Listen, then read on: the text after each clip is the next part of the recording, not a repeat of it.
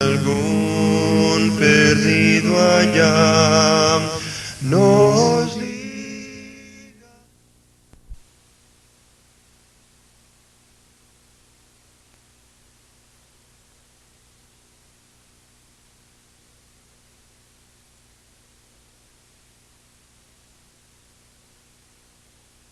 Cuando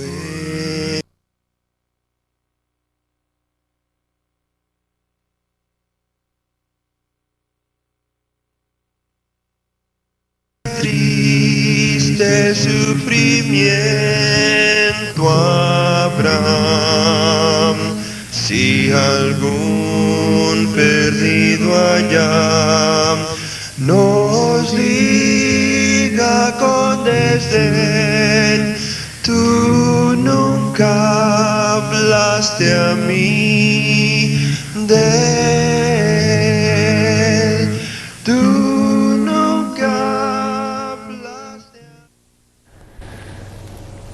Hola familia, estoy contento de volver a estudiar la palabra de Dios con ustedes. Les he declarado el Evangelio. Cristo murió por nuestros pecados conforme a las Escrituras, fue sepultado y resucitó al tercer día conforme a las Escrituras. Este es el Evangelio y declarado está. Primero fue la entrevista, después mi historia. Les he mostrado el Evangelio. Así lo hicimos con la persona que estábamos entrevistando. Siempre me aseguro de declarar el Evangelio primero. Así que nuevamente, antes de pasar más allá en el estudio, declaramos primero el Evangelio. Ahora, para seguir siempre con seguridad, enseñamos otros versículos de vida o muerte para relacionarlos con el hecho de que hay que creer el Evangelio para tener vida eterna.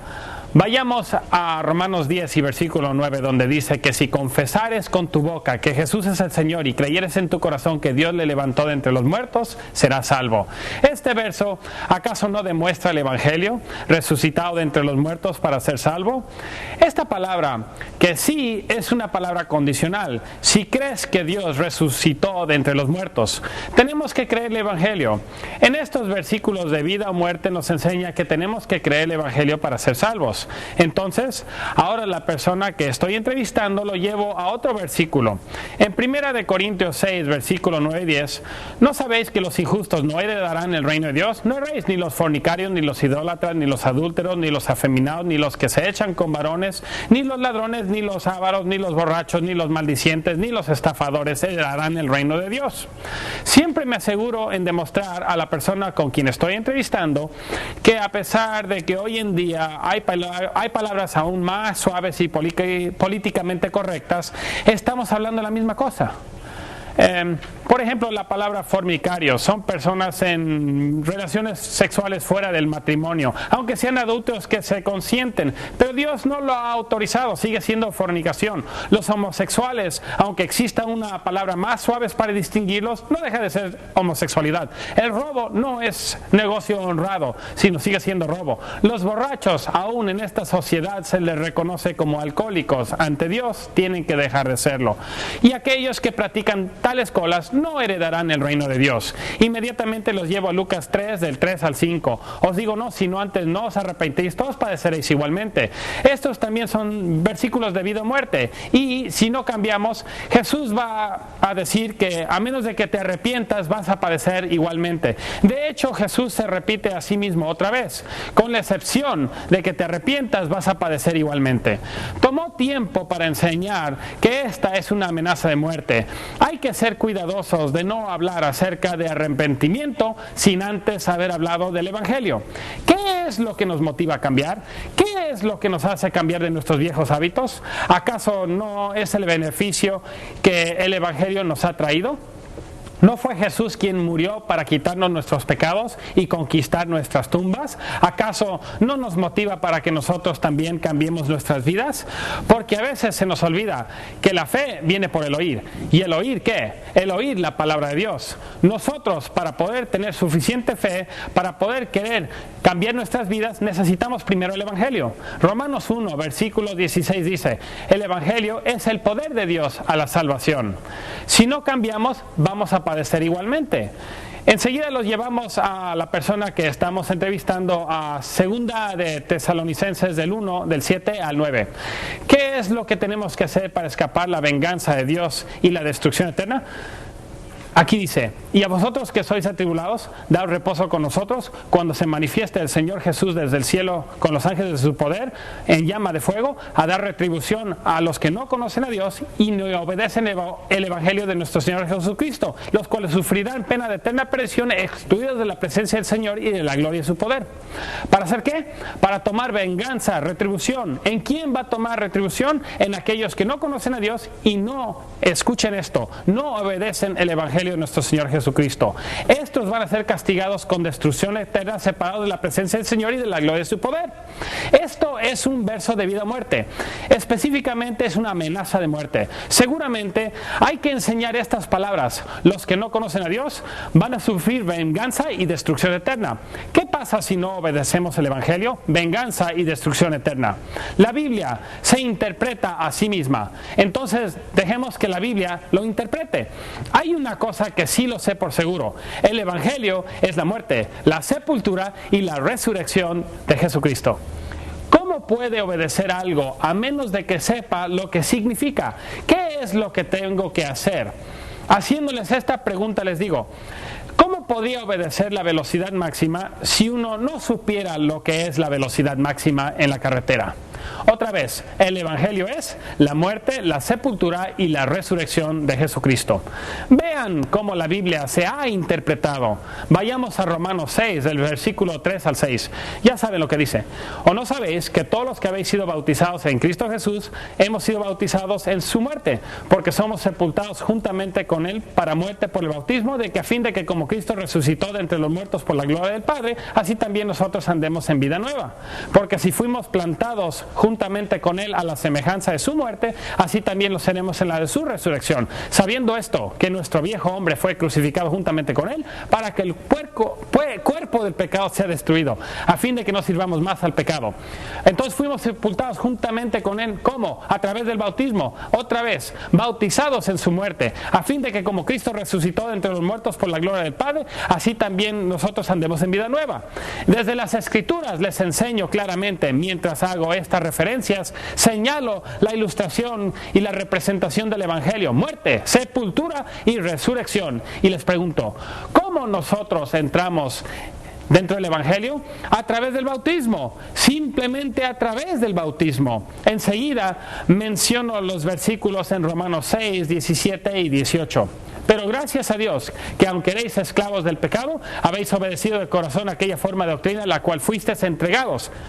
Ahora, ven que sí es una respuesta de fe, aquella forma de doctrina. ¿Doctrina? ¿Qué doctrina dijo que teníamos que ir a todo el mundo y predicar? El evangelio. Porque obedeciste una forma del evangelio, un patrón del evangelio, en el cual fuiste entregados y liberados del pecado, viniste a ser siervos de la justicia. Al obedecer el evangelio, uno se bautiza en agua y es sepultado en agua.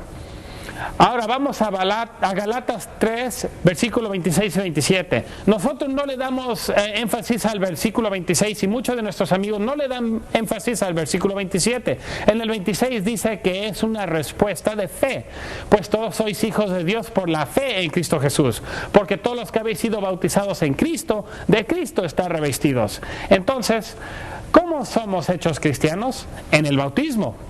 Entonces claramente se ve la manera en que fuimos salvos. Hace contraste en la manera en que ellos fueron salvos. Claramente, muchos al reconocer esto contestan: ¿el bautismo? ¡Oh, sí! Yo he sido bautizado. En este punto en particular es necesario recordarles sus propias historias que nos contaron. De esa historia que nos contaron cuando los entrevistamos con el diagrama Camino a la Salvación. Entonces, la respuesta que le damos es esta. Por favor, corríjame si entendí equivocadamente, pero me acuerdo que usted me dijo que el martes por la tarde en aquella campaña, después de haber oído al predicador, pasaron hacia adelante y ahí en la banca de enfrente el predicador hizo la oración del pecador. ¿Así fue? ¡Oh, sí! Ahí aceptó a Jesús como su Salvador. ahí clamó el nombre del Señor como su Salvador. Y recuerda que le pregunté que si al terminar la oración usted abrió los ojos y si recordaba que todos sonreían. Y luego le pregunté por qué. Y entonces usted me contestó, porque acababa de ser salvo, ¿verdad? Oh, sí, contesta él. Entonces le pregunté que si hubiera fallecido en un accidente automovilístico, que si usted se hubiera ido directamente al cielo, ¿recuerda? Oh, sí, contesta, no tengo ninguna duda. Eso fue el martes por la tarde y fue al siguiente domingo cuando fueron bautizados, ¿verdad? Oh, sí, así fue. Entonces, llegando al punto específico, yo le pregunto a la persona que estoy entrevistando 3 preguntas en este orden. La primera pregunta que hago, ¿será posible ser salvo fuera de la sangre de Jesús? Entonces la persona me da la respuesta correcta. Oh, claro que no. Entonces, la segunda pregunta, ¿dónde entonces fue derramada la sangre por el perdón de nuestros pecados? La respuesta correcta es, en la muerte de Jesús. La tercera pregunta, ¿dónde de acuerdo a la Biblia? Y siempre dejo que la Biblia sea la que se interpreta. ¿Dónde de acuerdo a la Biblia entramos en la muerte por el perdón de nuestros pecados? Y los llevo a Romanos 6, del versículo 3. ¿O no sabéis que todos los que hemos sido bautizados en Cristo Jesús, hemos sido bautizados en su muerte? En mi Biblia, estas 3 palabras se encuentran al final del versículo 3. Somos bautizados en su muerte. ¿Cómo entramos dentro de su muerte? Aquí está la palabra bautismo. Eso no sucede en la banca delantera enfrente del pastor. Eso no sucede enfrente del arbusto. Eso no sucede en una campaña. Esto sucede, de acuerdo a la Biblia, en el bautismo. Entonces, ¿acaso una persona puede ser salva fuera de la sangre de Jesús? No. Entonces, ¿dónde fue derramada la sangre? En su muerte. De acuerdo a la Biblia, ¿dónde entramos en su muerte? ¿Dónde hacemos contacto con la sangre de Cristo por el perdón de nuestros pecados? De acuerdo a la Biblia, en el bautismo. Entonces, le preguntamos a la persona con quienes estudiamos, ¿cómo es que usted fue salvo allá adelante en la primer banca, en la oración del pecador, fuera de la sangre de nuestro Señor Jesucristo? Usted no fue bautizado hasta el siguiente domingo. Un joven allá en Jefferson City, en Missouri, me dijo, a mí me dijeron equivocadamente. Pues sí, realmente así fue. Entonces la respuesta que dio enseguida fue, bueno, al fin de cuentas, ya fui bautizado, ya estoy bien con Dios, ¿verdad?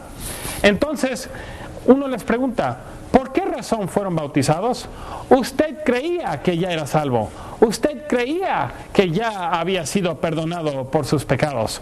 Claro está que uno no puede ser salvo en pecado. No puede irse al cielo en pecado. Usted creía que había sido salvo en aquella oración en frente del predicador. Usted fue bautizado por otra razón. Usted fue bautizado para mostrar que ya había sido salvo, para hacerse miembro de una iglesia, para una señal exterior de lo que ya había pasado interiormente. Usted fue bautizado por otra razón, menos la razón bíblica. De acuerdo a la Biblia, uno es bautizado en su muerte. La Biblia dice en Hechos 2 y 38, para perdón de los pecados. En otras palabras, de acuerdo a la Biblia, cuando lo hicimos por fe, como dice en Romanos 6, sabiendo esto, ¿dónde está nuestro saber? Tienes que saber lo que está sucediendo, sabiendo esto, que nuestro viejo hombre fue crucificado juntamente con él para que el cuerpo del pecado sea destruido. El viejo hombre del pecado, tenemos que saber que el viejo hombre del pecado fue sepultado juntamente con él en el bautismo, ahí donde fue derramada su sangre, ahí podemos tener remisión de pecado. El bautismo es para que podamos tener remisión de nuestros pecados. Trato de demostrar a la persona con quien entrevisto que el bautismo no es para la gente que ya es salva, es para la gente que se encuentra perdida en sus pecados. Realmente no he encontrado ninguna iglesia que bautice por la remisión de los pecados. Realmente practican bautismo en los que ya son salvos. De acuerdo a la Biblia, el bautismo es para aquellos que están en perdición. Eso lo demuestro en Hechos 2, demostrando paso por paso, cuando Pedro enseñaba por primera vez a aquellas personas que se encontraban perdidas. Entonces, respondiendo a aquellos en aquel día, ¿qué haremos, hermanos? Esto preguntaban, no porque ya eran salvos, sino porque estaban perdidos. Entonces Pedro contesta la pregunta de aquellos que se encontraban en perdición. Ellos preguntaban, ¿qué es lo que tenemos que hacer? Él estaba hablando con gente que se encontraba perdida, no con gente que era salva. Pedro les dijo a los que estaban perdidos, arrepentíos y bautícense cada uno de vosotros en el nombre de Jesucristo por el perdón de los pecados y recibiráis el don del Espíritu Santo. Vayamos al dibujo. Mientras señalo haciendo representación del Evangelio, en este dibujo, en la flecha del lado izquierdo que viene de arriba y apunta hacia abajo, representa a Cristo que vino de la gloria a la tierra. Luego vamos al dibujo en la cruz donde Jesús sufrió. Luego vemos el dibujo de la tumba donde fue sepultado. Y enseguida vemos el lado derecho donde sale hacia el cielo. La parte superior está dibujado el agua que representa el bautismo. Obedecemos el bautismo cuando asemejamos la muerte, la sepultura y la resurrección. Luego en la parte inferior izquierda se ven dos hombres. En la parte central, donde está la tumba, se ve uno de los dos hombres bautiza al otro. Y en la parte superior del lado derecho se ve que ese hombre, cuando sale del agua, que está cubierto de Cristo o revestido de Cristo. En el bautismo es donde nosotros somos revestidos de Cristo. En Galatas 3:27, porque todos los que habéis sido bautizados en Cristo, de Cristo están revestidos, significando que esta persona está en Cristo.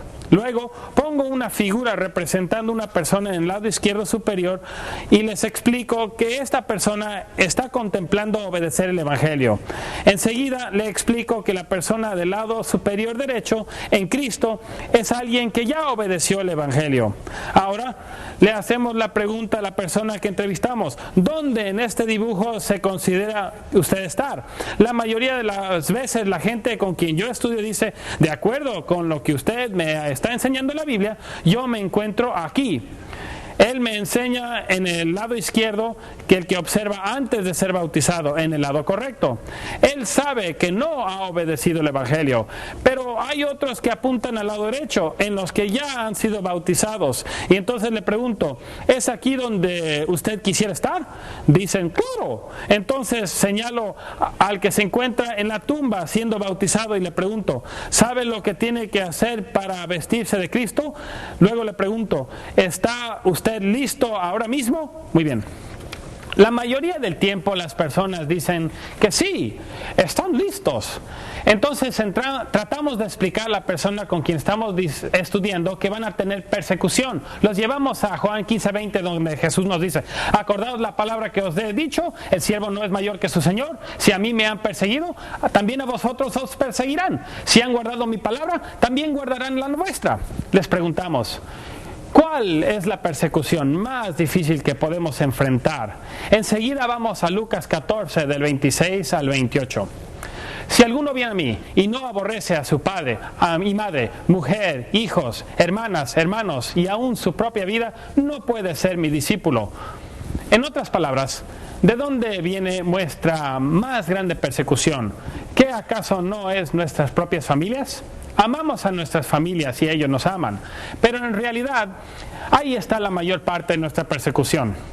En el 28, porque ¿quién de nosotros queriendo edificar una torre no se sienta primero y calcula los gastos a ver si tiene lo suficiente para acabarla? En otras palabras, en este momento, haga de cuenta que uno trata de que ellos retrocedan en su decisión, pero realmente lo que nosotros estamos haciendo es tratar de que ellos entiendan lo que es necesario hacer para comprometerse. Dios demanda cosas de la vida de cada uno de nosotros y esta es la decisión más grande que una persona puede llegar a hacer en su vida. Para demostrarle qué tan importante es esta decisión, los llevamos a 2 de Pedro 2, 20 y 21, donde Dios dice, ciertamente si habiéndose ellos escapado de las contaminaciones de este mundo por el conocimiento de nuestro Señor y Salvador Jesucristo, enredándose en ellas otra vez son vencidos, su postrer estado viene a ser peor que el primero, porque mejor les hubiera sido no haber conocido el camino de la justicia, que después de haberlo conocido volver atrás del santo mandamiento que se les fue dado. No me puedo imaginar que el infierno siendo peor que la descripción que la Biblia nos da, pero de acuerdo a la Biblia de Dios, va a ser peor para aquellos que conocieron la verdad y la desecharon. Aquí los llevo para que vean que es una decisión muy, pero muy importante. Es vital para que vean en lo que van a comprometer sus vidas. Si vemos que ellos realmente no se deciden, los llevamos a Hechos 22 y 16. Ahora pues, ¿por qué te detienes? Levántate y bautízate y lava tus pecados invocando su nombre. Les pido que lean estas palabras en voz alta y den su respuesta a Dios. Eso es todo. Esa es la manera en que nosotros abrimos la conversación e iniciamos el diálogo de la salvación. La manera en que los entrevistamos usando el diagrama Camino a la Salvación. Los entrevistándoles, pidiéndoles que nos cuenten sus historias. Y dado el caso que nosotros hemos puesto atención con la misma cortesía y respeto, ellos han escuchado el Evangelio y nuestra historia. Finalmente, hermanos, ahora sí se puede hablar acerca de la iglesia. Ahora, en orden cronológico, la iglesia entra en la conversación y lo llevamos a Hechos 2. Pedro predica el Evangelio a las personas que están perdidas. El Evangelio de Jesucristo.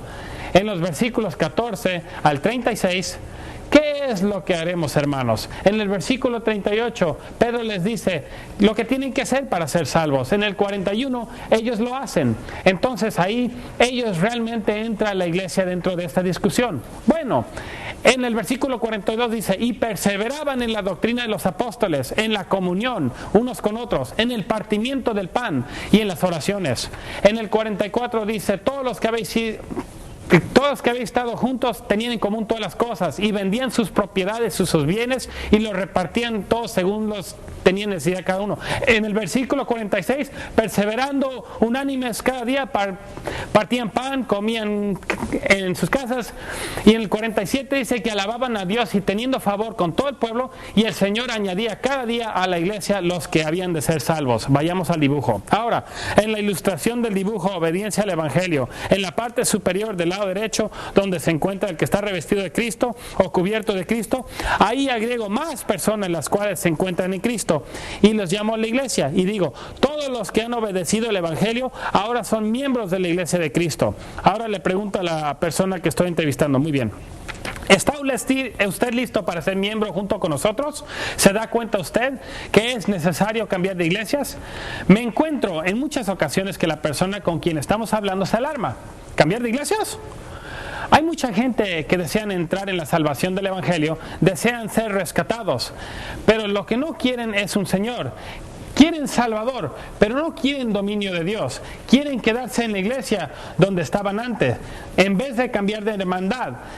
Entonces, eso se aclara a través del Evangelio. Se les dice, la iglesia de Dios siempre se identifica cuando uno obedece el Evangelio de nuestro Señor Jesucristo. Entonces, apuntando hacia el dibujo, se les pregunta, ¿acaso no ha aprendido algo diferente hoy? Sí, suelen decir. Entonces les pregunto, ¿acaso no ha aprendido algo fundamentalmente nuevo? Y entonces preguntan, ¿fundamentalmente? Vayamos al dibujo.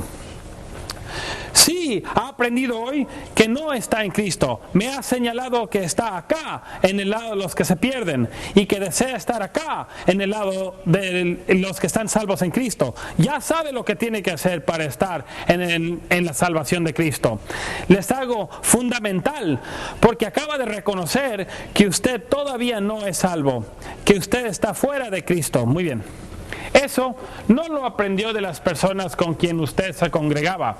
En ocasiones se sentirá un poco de tensión en el ambiente cuando tocamos este asunto. Les explicamos.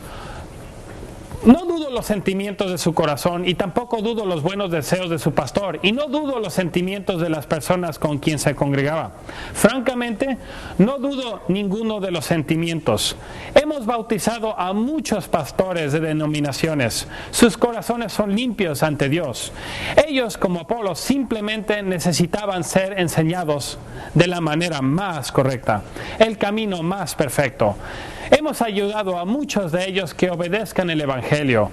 Nosotros no dudamos de los sentimientos del corazón. Lo que sí dudamos es de una doctrina incorrecta. La Biblia dice, y conocerán la verdad, y la verdad os hará libres. Nosotros no interrogamos los sentimientos del corazón. Esto ayuda a calmar la tensión en el aire. Y normalmente ellos dicen, ahora sí, ya puedo comprenderlo. Maravilloso. Entonces, Es obvio que esto no lo aprendiste en otra parte.